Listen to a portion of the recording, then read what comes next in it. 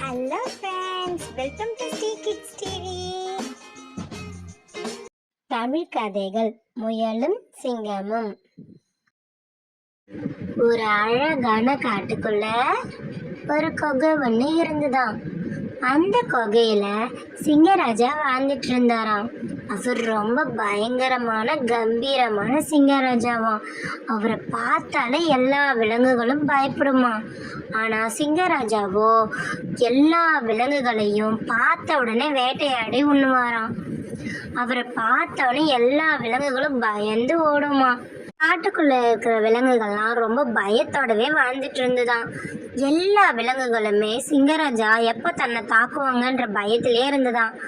அதனால எல்லாரும் கூடி ஒரு முடிவு பண்ணலான்னு சிங்கத்தை வர சொல்றதுக்காக நரியை அனுப்புனாங்களாம். நரியும் சிங்கத்தோட குகைக்கு போச்சான். சிங்கத்து குகைக்குள்ள போன நரி சிங்கத்துக்கிட்ட பேச ஆரம்பிச்சுதான். சிங்கராஜாவே, காட்டுல இருக்க எல்லா விலங்குகளும் உங்ககிட்ட பேசணும்னு வர சொல்றாங்க அப்படின்னு சொல்லிச்சான். அதை கேட்ட சிங்கம், என்கிட்ட என்ன பேச போறாங்க, சரி வர அப்படின்னு சொல்லிட்டு வந்துதான். அதுக்கப்புறம் விலங்குகள் சிங்கத்துக்கிட்ட பேச ஆரம்பிச்சுதான். சிங்கராஜாவே, நாங்க எல்லாம் உயிரை கையை பிடிச்சிட்டு இருக்கோம், நீங்க என்னைக்கு எங்களை தாக்குவீங்கன்னு அப்படின்னு சொல்லிச்சான். அதை கேட்ட சிங்கராஜாவோ சிரிச்சுக்கிட்டே, அதுக்கு என்ன பண்ண முடியும், நான் பட்டினி கிடக்க முடியுமா அப்படின்னு சொல்லிச்சான். அதை கேட்ட மற்ற விலங்குகள், சிங்கராஜா, இனிமேல் நீங்க யாரையும் வேட்டையாட வேணாம், நாங்களே ஒரு நாளா உங்க குகைக்கு வந்துடுறோம், எங்க பயமாவது போகும் அப்படின்னு சொன்னாங்களாம். அதை கேட்ட சிங்கத்துக்கு, அட இது நல்ல யோசனையா இருக்கே, இனிமேல் நம்ம கஷ்டப்பட்டு வேட்டையாடவே தேவையில்ல, எல்லா விலங்குகளும் தானா தம்ம வாய்க்கு வந்துடும் அப்படின்னு நினைச்ச சிங்கம் உடனே எல்லாரையும் பார்த்து பேச ஆரம்பிச்சுதான். சரி, இனிமேல் நான் வேட்டையாட வரல, ஆனா எல்லா நாள் காலையிலயும் எனக்கு ஒரு விலங்கு சாப்பாட்டுக்கு வந்துடணும் அப்படின்னு சொல்லிச்சான்.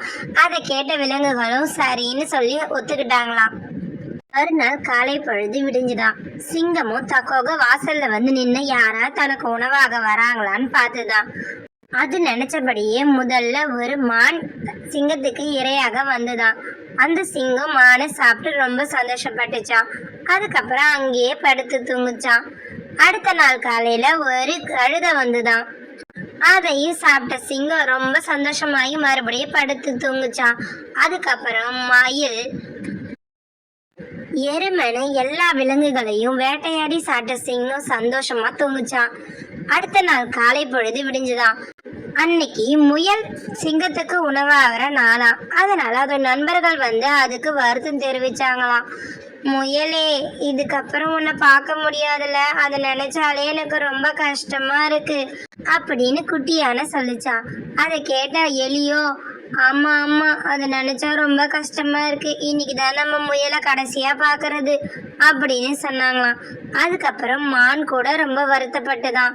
அதுக்கப்புறம் முயல் பேச ஆரம்பிச்சுதான்.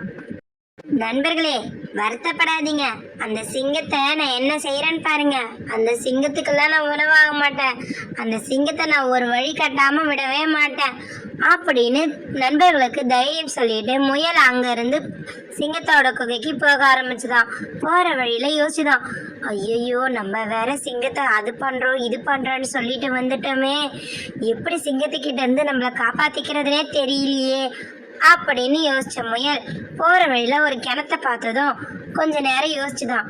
ஆஹா, இங்க ஒரு கிணறு இருக்கு, இதை வச்சு எதனா ஒரு தந்திரம் பண்ணி அந்த சிங்கத்தை கொன்னுடணும் அப்படின்னு நினைச்சுக்கிட்டு கிணத்தை தாண்டி சிங்கத்தை பாக்குறதுக்காக சிங்கத்தோட குகைக்கு போச்சான். சிங்கத்தோட வாசல்ல நின்ன முயல், சிங்கராஜா உள்ள வரவா அப்படின்னு கேட்டுதான். உள்ள வான்னு சொன்னதுக்கு அப்புறம் உள்ள போன முயல் பேச ஆரம்பிச்சுதான். மன்னிச்சிடுங்க சிங்கராஜா, இன்னைக்கு கொஞ்சம் தாமதமாயிடுச்சு அப்படின்னு சொல்லிச்சான். அதை கேட்ட சிங்கமும், இன்னைக்கு தாமதம் அப்படின்னு கோபமா கேட்டாராம்.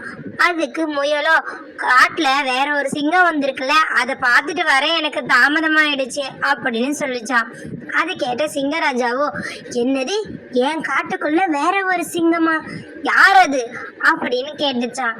அதை கேட்ட முயலோ, தெரியல சிங்கராஜா, ஆனா அந்த சிங்கமும் ரொம்ப பயங்கரமா இருக்கு அப்படின்னு சொல்லிச்சான். அதை கேட்ட சிங்கத்துக்கு அந்த சிங்கத்தை பார்க்கணும்னு ஆவல் வந்ததான். உடனே என்ன அந்த சிங்கம் இருக்கிற இடத்துக்கு கூட்டிட்டு போன்னு சொல்லிச்சான்.